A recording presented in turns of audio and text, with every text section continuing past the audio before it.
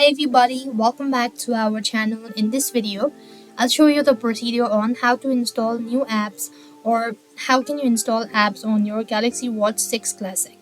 To install new apps on your Samsung Galaxy Watch 6 or 6 Classic, you could use either Google Play Store or a Galaxy Store.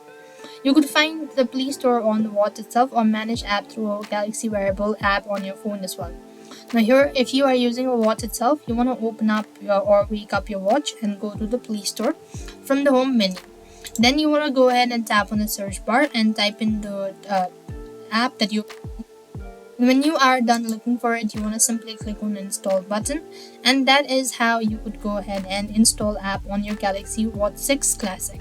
So this is how it's done. You could also do it with the help of your Galaxy Wearable app on your mobile device. Make sure it's linked, and you simply want to do the steps, that is open up your wearable app on your phone and go to store tab and select the app that you want to install. Select the app and tap on install, and it's going to be automatically added to your Galaxy Watch All.